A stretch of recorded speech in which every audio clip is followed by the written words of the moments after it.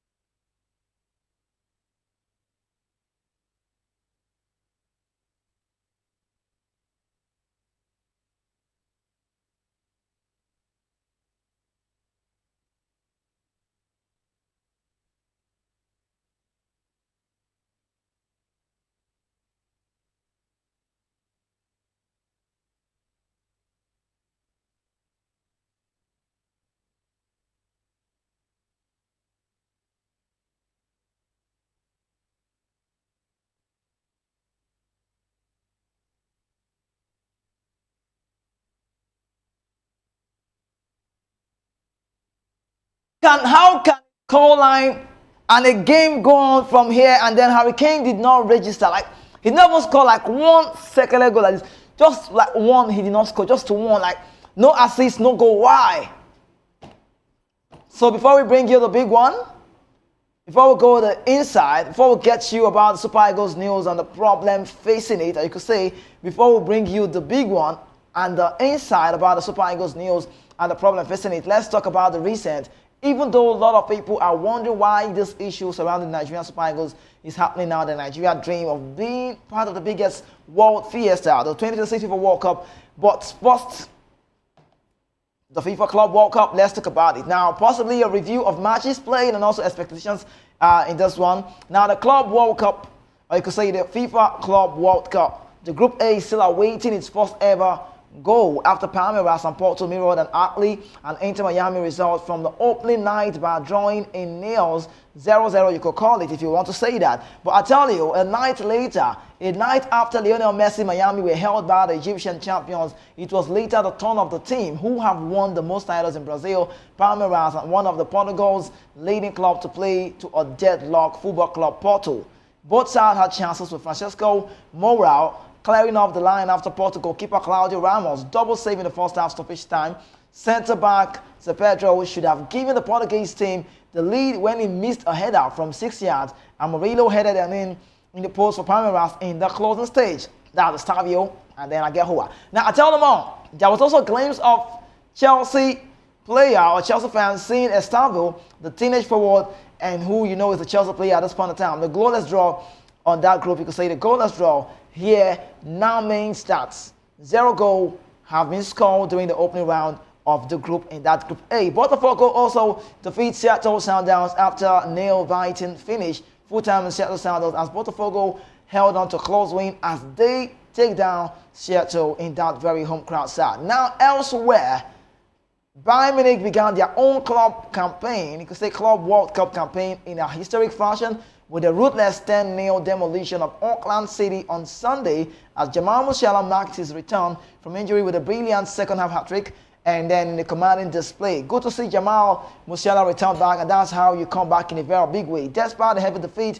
Auckland coach Ivan Vilic, who noted before the match that several of his players had to take time off from their day jobs, and he said it was part of the team's effort. Now, Champions League winners Paris Saint-Germain, the King of Europe, opened their Club World Cup campaign with an impressive 4-0 victory over Atletico de Madrid, underlining their rivals and also that they will likely be the team to, watch out in this very tournament. Paris Saint-Germain largely dominated Atletico at the Rose Bowl on Sunday in the first match since trouncing Inter Milan 5-0 to win the first Champions League title on May 31. And I tell you, it's honestly feeling so good to bring you all of these updates, and we hope to bring you more just as it unfolds. It continues.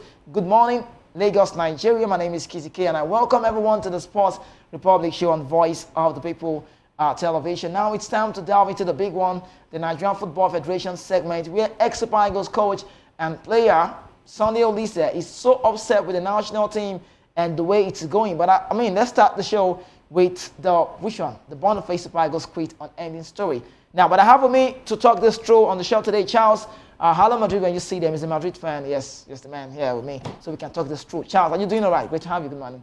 Yeah, I'm good to be here. Good morning, Lagos. And Kizzy, always a pleasure to be here. Thank you. Yes, so let's get into talking ways. Like, how was the night is not a team for me? I like to say that, I like to say it. So let's get into it quickly. Now, the Nigerian Football Federation, NFF, will not stop Victor Boniface from quitting the senior national team of Nigeria following his post on Instagram where he announced that he is done. He has quit the team. 24-year-old Boniface made the announcement immediately after 1-1 draw against Russia a week ago, a game where he once again posted a below-par performance that led to his situation after the half-time break. He later deleted the post, but still hasn't made any posts to clear the air on a cryptic post, leaving his future with the team open for discussion. Now, a situation that has triggered reaction from the chieftain of the NFF. Now, let me quote the chieftain man, the NFF man. He said, "We can't force a player to play for the national team of this country, but it's time he officially communicates his decision to us, the NFF. I can tell you nobody will attempt to stop him because his decision is his decision, and we have to respect that." Now, according to the spokesman of the federation, he said the new Boniface was just joking with the post about his retirement from the team, but he reacted by saying sensitive issues like that, especially after a game where he played poorly, shouldn't be entertained. He went as far as saying, "You just don't joke with the sensitive issues like that, especially immediately after a poor performance in the Nigerian side. It's totally unacceptable, and then the sooner we start making players feel the effects of their behavior, the better it will be for the team. This is the senior national team of Nigeria, for God's sake," and that's from the chieftain. Charles, let's talk this quickly. Boniface jokingly posted something. I don't want to say he jokingly posted that, but should I say jokingly posted? Because I feel like psychologically, mentally, there is something about that post.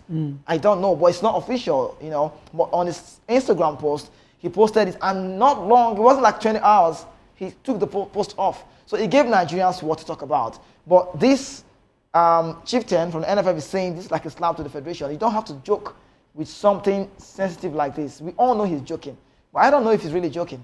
I'm even very cautious about how we approach this because Boniface normally is that typical guy who would throw some shades on social media. He does that a lot. And get everybody talking. So he doesn't present himself as someone too serious. Right. But with this post right now, I think I wouldn't take him serious about it, though. Really?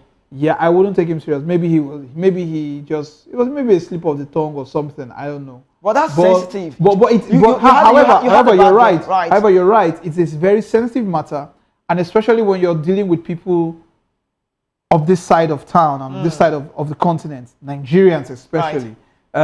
We don't joke with football. Right. We don't joke with football, and given the fact that we have expectations of him to deliver as a striker, and in his development, ever since he has been invited to the national team, we've not seen so much of his prowess and development from him so far. So this is something we should be worried about. I'd like to ask you, if Boniface retires today, are we going to miss him? No, we will not miss him. We definitely will not miss him. Are we going to celebrate his I'm sorry to say we will not miss him, but we just want to. I personally want to believe that's a joke, but it's an expensive one, and he should apologize for that. To who? Apologize to who? To Nigerians and to the NFF and to his teammates, because I mean, you don't just say stuff, that way, loosely and carelessly. I mean, this is a footballing nation. Nigeria is a footballing nation. We're very passionate about football, and so he shouldn't joke with it that way. Okay, so let's talk about something else quickly about the Super Falcons story. Some football fans have raised concern about the stark differences in earnings, allowances and match bonuses between the Nigerian Super Eagles and the Super Falcons players. Speaking in Lagos, some of the fans told the news agency of Nigeria, NAN, that they were unhappy with the current situation. The inequality has ignited the widespread debate, with many Nigerians calling for equal pay and fair treatment for both the national teams. Now, former international footballer Azuka Izu criticized the disparities, saying the Super Eagles do not receive the same level of support from football authorities as the Super Falcons do not receive the same level of support from football authorities as the Super Eagles do, and he stressed that both teams bring honors to Nigeria and deserve equal recognition and compensation for their efforts and achievements. Now, Izu said it's unfair that the Super Falcons earn far less than the Super Eagles. Expressing frustration over the ongoing inequality, he believes the issue stems from a long-standing bias towards men's football, in spite of the Falcons' strong and consistent performance over the years. He added by saying, though the Eagles generate more revenue, that shouldn't overshadow what the Falcons have achieved for Nigeria. Now, this story, we could just go on and talk about this one. Charles, let me ask you. Yeah. Is this gender inequality? Do you want to agree to this? Slightly, I would. Slightly, I would agree to the fact that there is a bit of inequality in terms of pay. Let me hold you, sorry. Yeah. I recall back in the time, Michelle Alozie said she came to the national team. She's not used to all of these Nigerian talks, you know, from the United States, and she came in and it was time for laundry. She got to the laundry place and she said, okay, these are my jerseys. Like, it's people are paid for this job, and they told her, you want soap? So it was an absurd reaction. Like, you want me to wash my clothes? Like, she's not done it before. Now, Rashida Rajibade also came out to say, sometimes when Super Eagles play, a lot of physiotherapists out there, but when we play just one, and this one person cannot massage the whole of the players. Definitely. So sometimes they just go in and play their games that way. Yeah. And then, what's the name? Oshola, the big of them all. Oshola said, anytime Super Eagles have a game, the PR is always high. Yeah. But each time it comes to the Falcons news, no one's talking about us. And then our games, friendlies are just organized and then at some point cancelled. So, yes, Oshola was spot on when she said that. However, this is what I'm going to say, yeah? Based on the performance of the Super Falcons on the continent right now, Nigeria should not treat them the way they are being treated right now. The NFF should look at it properly.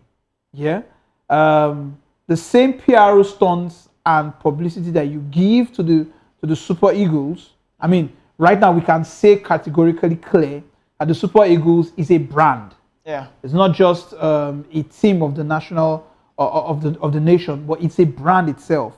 So we should carry the same. It should carry the same weight for the ladies as well too. Because given their prowess and their development so far on the continent, they've done so well. They've done so well. I like to know, Charles. Yes, they've done well. 9-time champions. Yes. You don't want to compare to that of the Super Eagles. They've done well. But what are you advocating for? Are you still on the same pay? We may not have them have the same pay as the men. Okay.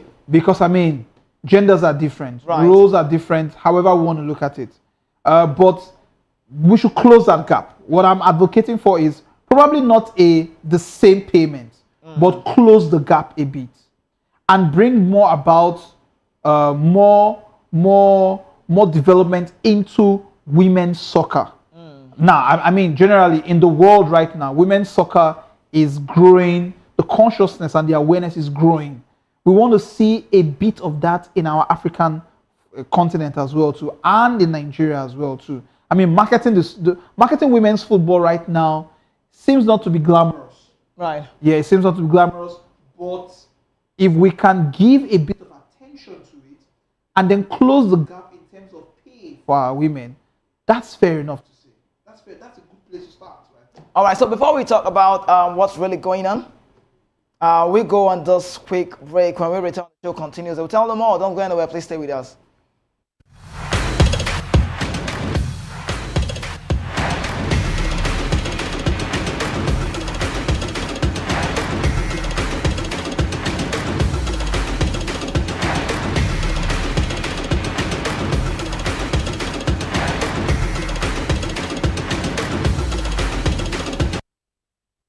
Levantando la mano derecha para buscar.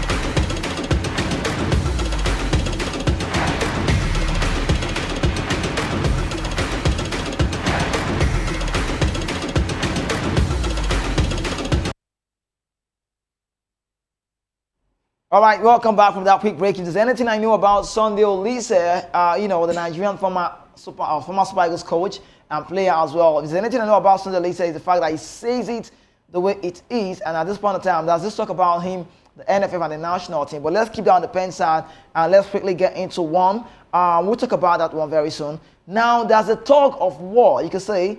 I don't know, Omorojo, we used to know Samuel Omorojo, that's the name. We watched him play yesterday against Palmeiras, but recently we now hear Agahoa.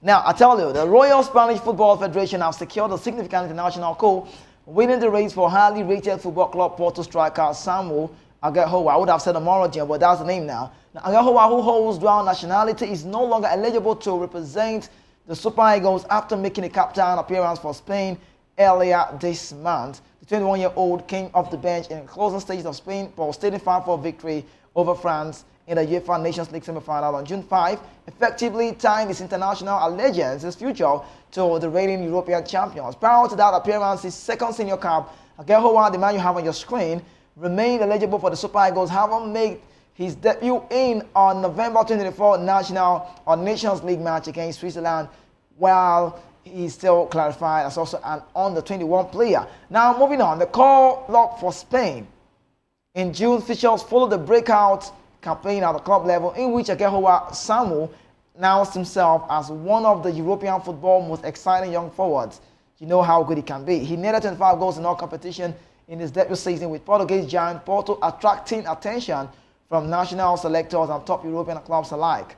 Now, the problem now is that the Nigerian Football Federation were engaged in a serious bid to lure the striker to switch allegiances, backing on the heritage of Agahoa's parents, who hail from Edo State, and the influence of NFF Technical Director of Hujino Augustine Guavon, a former Super Eagles captain at the 1994, Nations Cup in Tunisia, that's the word. Now, despite the Guavon's relationship with the parents or his family, the NFF were ultimately unable to convince the forward to commit to the Nigerian national team. With Agahoa out of reach, we can't have him anymore. We've lost him to the Spanish people. Now, attention has shifted now to another player whose name is Edna Imade.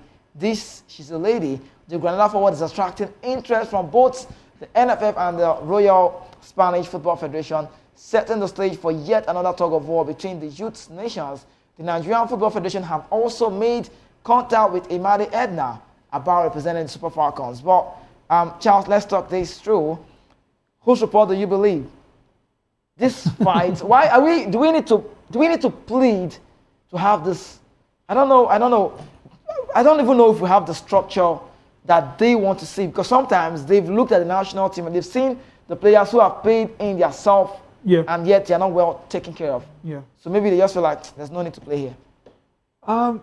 Well, first of all, I would say that the NFF, I don't think it's proper to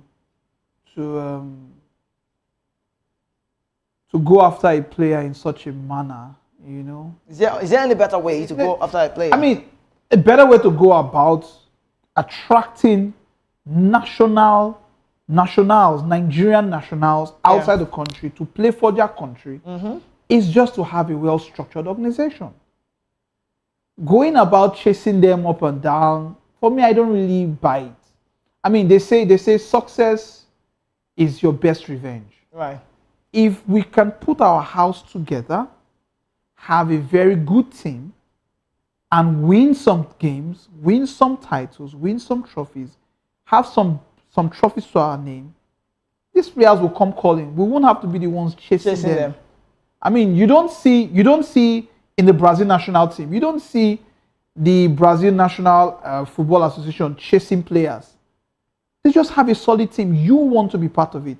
It should be a thing of pride for you to wear the national colors to represent your country. But the case is always the reverse in Nigeria.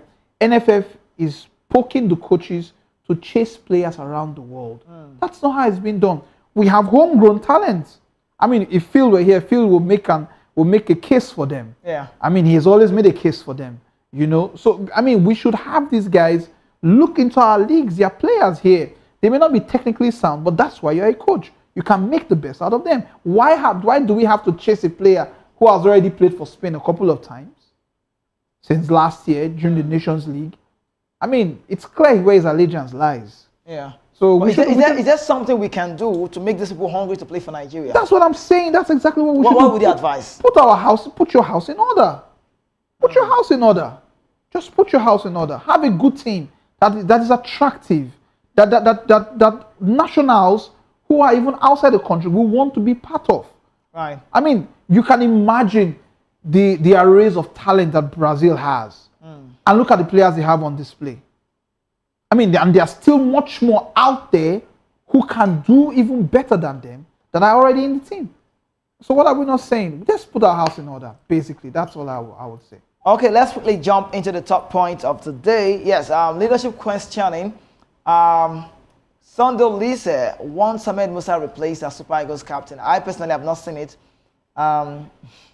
It's funny to say where a captain sits on the bench and doesn't get a call up, and even if he was staying on the bench, would have been, we can manage it. Does not get a call up. Now let's talk about this one now. Former Super Eagles coach and ex-Juventus star Sondo Lise has questioned the continued leadership of Ahmed Musa as Nigerian national team coach.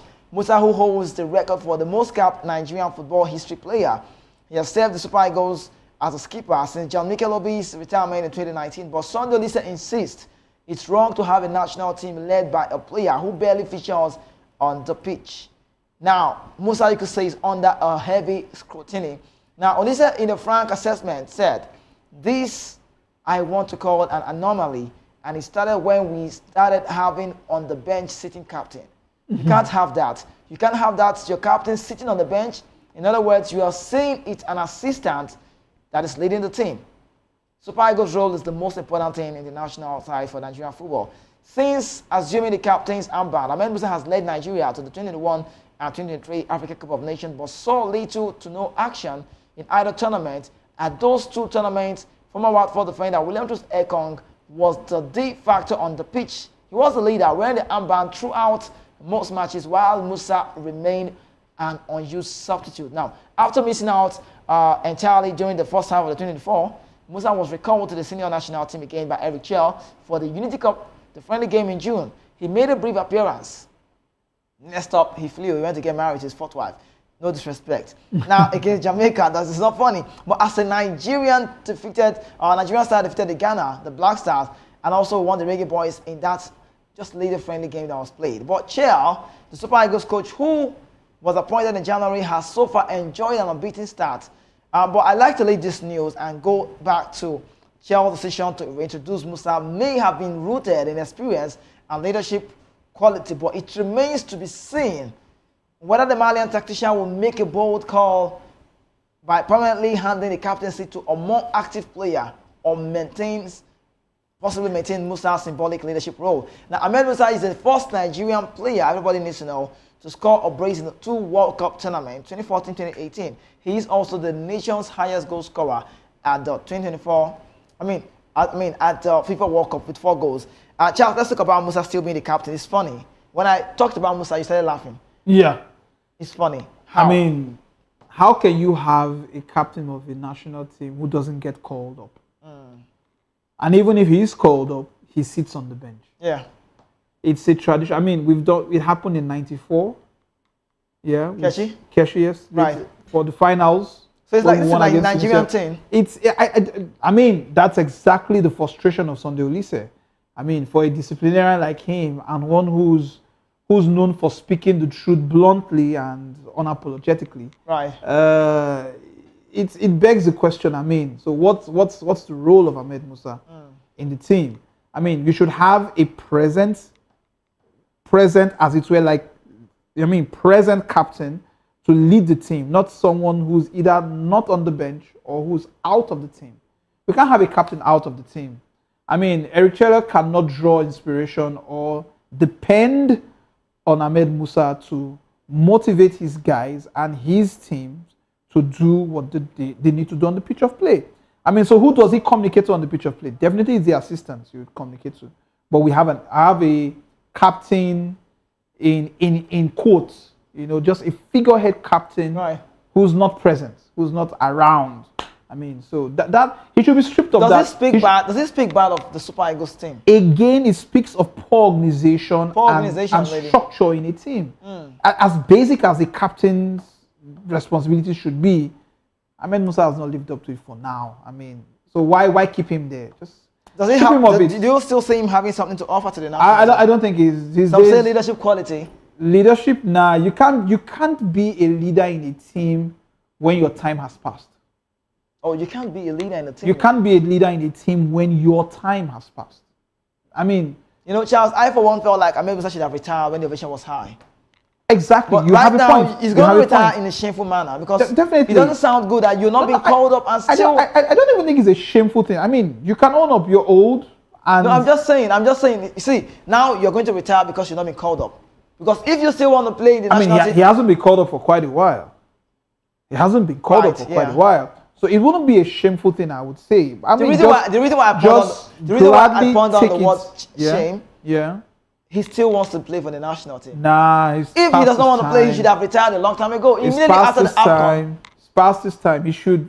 I mean, we just want. I think it's also a Nigerian thing. Yeah, people just don't know when to drop the towel. Right. Throw in the towel, like you rightly said. I mean, leave when your vision is highest. When you have all those accolades and the whole records that you've set for yourself. I mean, the whole precedents you've set for yourself, the records you've broken, the standards you've raised, the bars you've raised. I mean, leave when your vision is loudest, like you've rightly said. So I think at this time, it's not anything about shame. I think you should just respectfully, in respect to your teammates and to the nation at large, you should just. So, Charles, you want to tell me if he had retired enough, if he had retired like before now, and him retiring now, which one sounds better? I think retiring before now would have been better. So now you want to do it because mouths are waggling. Well, you're doing it because there's a lot of pressure on you to, It doesn't speak good for him. It doesn't speak good for him. I know what I'm saying, yes. Yeah, it doesn't speak good for him. But at the same time, he should just own up to it and just quietly move on. Could this be that he wants to be part of this recent World Cup if we make it? Because I don't know what he's waiting for. I mean, it begs the fact, it begs the truth to say yes, he wants to be, but I mean, you should know when to give way for others to take the shine. Now, Sunday Olise, who have captained the national team before, and he has worked with big names, and now he's furious and saying we can't have a captain sit on the bench. Is he in the right position? Is he one of the people who should be talking about this? Oh no! Or should we be talking about this now that we want to be at the World Cup? Well, I mean, being at the World Cup, I'm still optimistic about Nigeria being at the World Cup. However, Sunday Olise is spot on. I mean, you may not like him. Yeah. But he says the truth. He cuts across with facts that you can't not deny.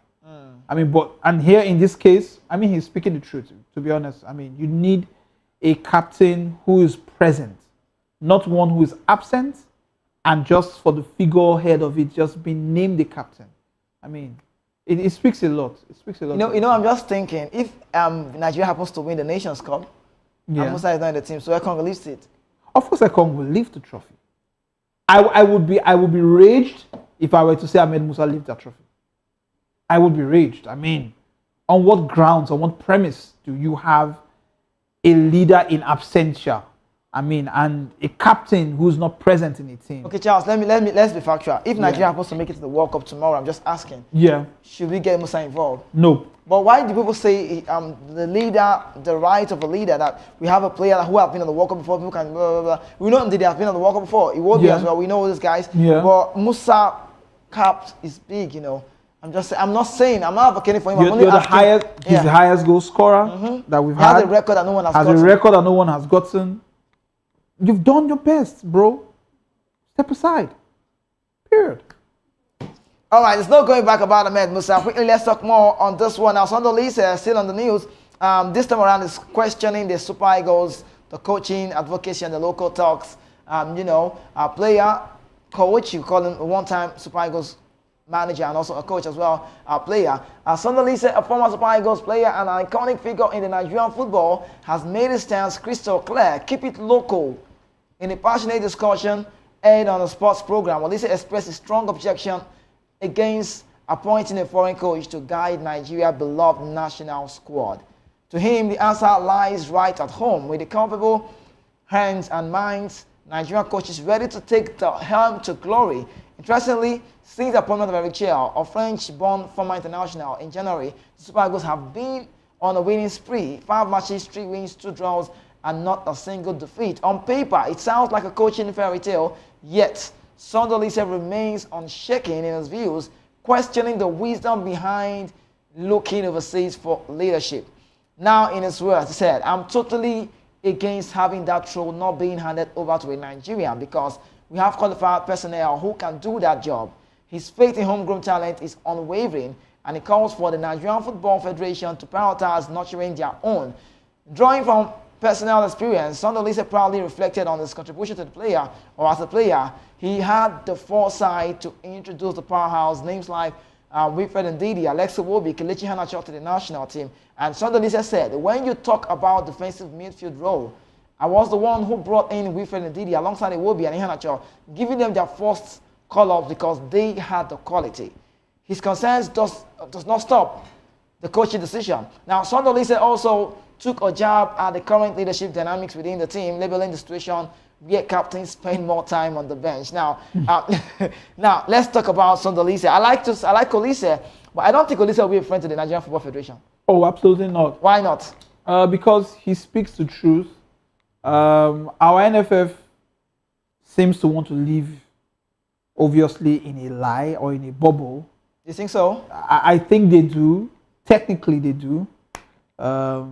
However, Sondolise cuts across as one who's very intellectually sound, right, analytically correct, and such a one we don't really fancy them, so to say, in this climb. Why so? Why so? That's because he can't be controlled. He can't be asked to do what they want to do. Well, because the one who speaks the truth does not want to be controlled. Yeah. I mean, he wants everything right. Eric, like I told you, is doing a good job with our team. For the first time, I watched that friendly against Russia, and I saw progression. 5 touches, 6 touches, 4, 5, 6 touches. You're on the other side. Brilliant. Brilliant movement of the ball. Brilliant strategy. However, I think we should just allow the coaches that we employ to do their job. You know, let's not interfere with their jobs. Choices of players, style of play. We should allow the coach to do their job at the end of the day. Okay, that's the word. Sondolise on this part. Are you a fan of Sondolise? Big fan of him, absolutely. I would love to see him coach Nigeria one more time, because I feel he has what it takes. Take away all the nuances of his disciplinary style. He's very strict and all that. He has knowledge about the game. These are the kind of men that should be running our football in Nigeria. I mean, because again, he's alluding to what Phil has always alluded to, and what I would also support as well. Homegrown talent. Charity begins at home. Look at the players we have in our national team. Almost everybody plays abroad. Where is local content? Where is local content?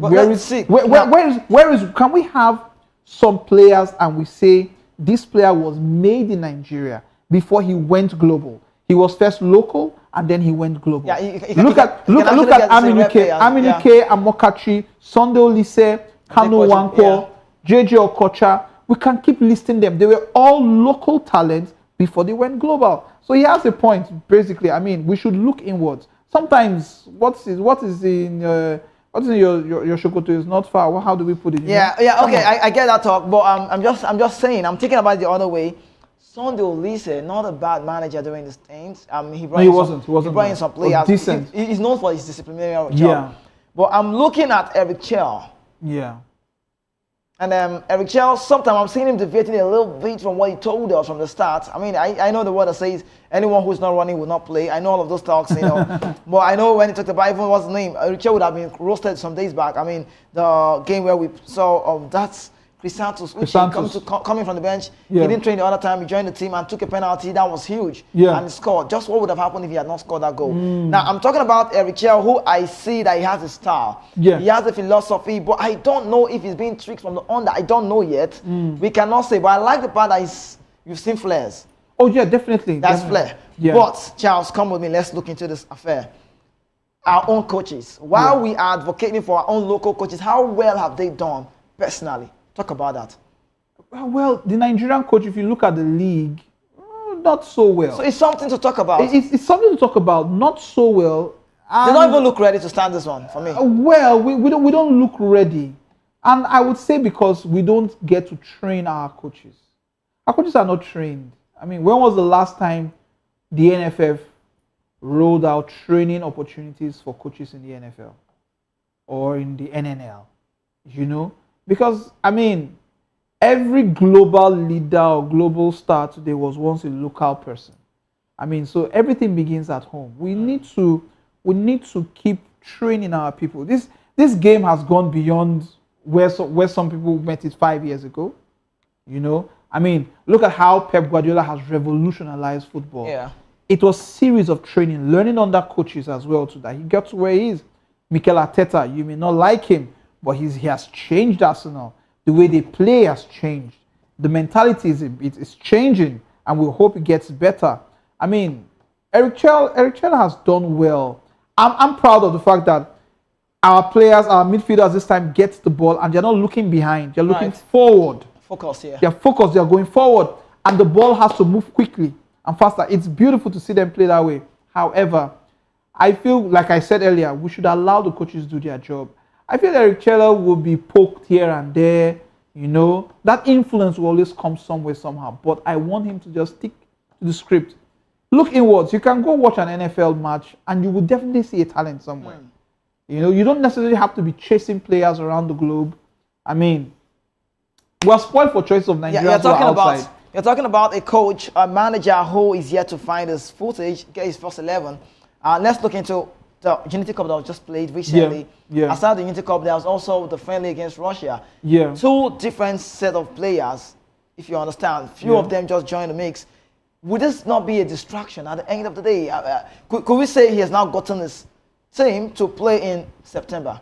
A distraction, yes. A lot of players. See, I look at some teams, Charles. I look at the Portuguese team, a lot of players. I look at the English national team. I look at Nigeria. And I'm like, bro, we've got quality team. But where do we go from here? We've got a quality side, give or take. We've got a quality side because it's really not so much about those new boys that came in during the Unity Cup. Right. You know, this is where coaching and your decisions become very pronounced, because we expect at this time for him to have, okay, I have my first 11, but I'm still going to give some guys a chance to prove their prowess and development in the game so far. So at the end of the day, I think it's a bit of distraction for him. Yeah. A bit of, but I would because you're new to the team. I would expect him at this time to be getting that note out and say, okay, these are the players I want to have at the end of the day. Yeah. I mean, because we don't want to end up like England. I mean, England is spoiled for choice, and Tuchel doesn't have a first 11. Yeah, okay. Well, he has done well by bringing up these players, some that look forgotten. Yeah. But Charles, let's look into, and before we get to the next page, I'd like to ask you, still on Eric Chell, because I'm so concerned. You like Eric Chell, but you don't believe we can make it to the World Cup. Even before he came, I've always said it. I'm very optimistic about Nigeria being at the World Cup. We can make it, no matter what. We'll just be optimistic. Okay, all right. So let's talk about one man. We've been talking about him since last week, and then I was talking about fine boy, no people I like to call him. What Super Eagles goal, Emmanuel Kokoye stands to lose. Just peradventure, he happens to be on the betting investigation route. That's the bad one. The fate of Super Eagles goalkeeper Emmanuel Kokoye is in the balance as preliminary investigations into his alleged involvement in match fixing has been concluded. The Nigerian international has been under the microscope since it was revealed through irregular betting patterns that he may have knowingly manipulated outcomes by getting yellow carded for time wasting in Udinese's match against Lazio on March 11, 2024. Now, what sanctions could Emmanuel Kokoye face if found guilty? It's up to the federal prosecutor to determine whether this constitutes a breach of Italy's sporting codes. If it's determined, then Emmanuel Kokoye, just maybe the 25-year-old, could be hit with as much as a 4-year ban from football. That if precedented, and I'm just looking at his age, he's 25. 25, Charles, yeah. do your mathematics from 4 years back. Maybe 29. 29. I don't want to believe this is true, but you see, players on bet. You know Sandro Tonali's story. We know how this can be bad. Yeah. And you're placing a bet on yourself, saying Sandro Tonali, on a set time, I'll be getting a yellow card for time wasting. So like he placed the bet on him. So I'm not saying he did, but Yeah. reports still says investigations are still ongoing. Yeah. But if this ever happens to hit this man, who is just trying to find his footage, I mean, Yeah. looking at him in the national team, he's now back. Yeah. Cyberbullying, I will say, women like however that time. We know his story. He came back, Yeah. bounced back, and now Yeah. finding himself in the top line football Italian Serie A. I don't think this would be a good news for the Nigerian international. It's really not so good. I mean, Siasia has been here before. You know, a couple of other players have been here before. I mean, the entire Juve team were in that Yeah, we know the story. mess before and all that with betting and all that. And I think it's one of those rules in football for players. You don't get involved in such. You know, you just play the game and have fun. I mean, you're being paid well enough, so that should cover for it. But I just want to hope and pray this is not true and that he comes out clean and yeah. Looking at his face, look at the screen. Does he look like someone that would do something like, forget that too? My brother, I need to write down for face. You need it for face. I need it for face. But why would the player even place a bet? That's what I'm saying. I mean, you're paid well enough paid not well. to do such. So, I mean. All right, so prayer for my man, Okoye. Yeah, we pray he comes out clean. He comes out clean. Yeah. Okay, so let's wrap up with this very one. I'm liking to talk about this very man, Samuel Chukwueze, who is in the story now. Looking at Chukwueze right now, I think the talk is about him, Real Betis. What's next for Samuel Chukwueze? Should he join Betis or not? But he's got a good news. Samuel Chukwueze, that's the name. The wing of the Super Eagles has empowered at least 20 persons in his hometown. It's called Umu Chimelu Okoko Item Community in Bende, LGA, the local government of Abia State, with tricycles and other packages under Samuel Chukwueze's empowerment initiative. Good to talk about. The footballer gave out tricycles. Keke was involved. If you want to see me give money, Keke did inside. Keke did inside. He gave out Keke, that's the word. Let's use Keke. If you say tricycle, that's it too big. Now Keke they call him. And items during this grand opening, his magnificent mansion worth over 465 million naira built for his father. Now, Reverend John Cassiobi Chukwueze in his hometown, speaking during the cutting of the ribbon, God go help us move cut ribbon. Recall that when he visited home, he said before he had no place to sleep, to lay his head, and then he was very ashamed of himself. He said, I remember last time I came home, I'm so much ashamed. I always get ashamed because there's nowhere I could sleep in my hometown. But now, glory to God, I have a family house where I can call home. I dedicate the house to the glory of God, and the family of Chukwueze, the former Villarreal player, said this on the post. Now, Reverend John Cassiobi, Chukwueze's father of the football star, who also addressed journalists during the occasion, broke down in tears as he thanked God for his son Samuel Chukwueze's life and achievement. He revealed there were times he could not properly take care of his children due to financial hardship, and at one point, he distanced himself out of frustration and helpless. And he said, I cried today because I remember when I had nothing and could not provide for my family. I abandoned them, not because I didn't love them, but because I was ashamed that I couldn't give them the life they deserved. And that's about, it's a good news to see Chukwueze on this. Well, I would just say Every player has good a story anyways. I mean, every player has his own story. I would just say it's good. It's a good thing, and yeah. It's a You good don't thing. sound like you want to talk more about Samuel Chukwueze. I think such things, personally for me, I think you should just keep it on the low. This kind of social media age. Yeah, these days, I mean, it can't be kept on the low. When You Osimhen try. do Oluchoship, we give everybody here. Osimhen should give rice. Everybody You here. should actually try and just put it on, because I like to ask you this one. Even though we are not the spotlight show, we are Yeah. not mass. This is not mass show. But I like to ask you, David, if you do something, nobody here. come on, come on. David and Chukwueze, no, you can't compare. I'm just my saying, brother. You some can't people compare. wants to be in the news anyway, but this is good to talk about No, because it's this guy good, suffer. it's He good. suffer. You know, It's best we good. know get where go.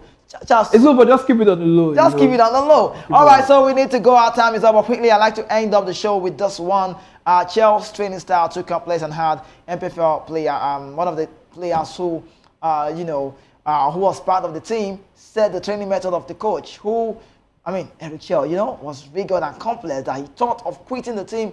I don't know, should players start talking about Eric Chell training hard, blah, blah, blah. He said Chell wants players who are physically imposing, quick and also full of energy. I guess that's why a player like Isaac Xavier, who we thought was the best in training, didn't get to play. You can ask the foreign-based players.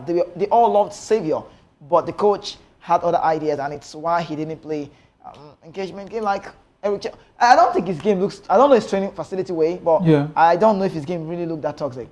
Well, again, coaching styles, players get to, I mean, big ups to Nigerian players, because you have different coaches every now and then. So you have to kind of like get yourself modified into someone's pattern and styles, and but it's all the same. Xavier was brilliant in training. Yeah. I mean he's a good player. When you watch him play at Rangers. Yeah, he's a good player. I mean, spotted him one or twice. He's a good player. Why he didn't make it, only the coach can tell. So, but maybe if he keeps the boy around, he can have his time. But I'm just saying this MPFL player should be very careful. Yeah, they should be. Because now we are advocating because we want to see them involved in the team. They should be quiet. Yeah, they should be. At some point. Yeah, like you rightly say, they should be quiet. Keep it on the low and just stay there. Your time will definitely come. I mean, your time will definitely come. Your time will definitely come. No, time will definitely come. Your time will come. But Charles, do you still advise players who play the trade in the MPFL to still find their way to countries like Qatar? I mean, Oman, Latvia, Luxembourg, just to be outside, go and shine and join the national team? Because some people say if you want to play for Nigeria Super Eagles, you must be abroad. Now that's something we have to change. They are not wrong when they say that. They are absolutely right. Because look at the choices of players that we pick for our national team. They are outside. So, I mean, again, big ups to Phil that always advocates for these things. They should be looked at, given their time. I mean, you can't write off someone when you've not given him a chance to do something. So we can't write off our NFL players just because they are local. I mean, every global person today, every global star from JJ Okocha to, they started from here.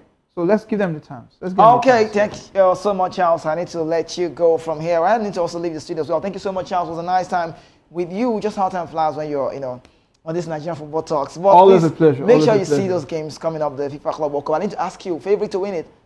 Club World Cup?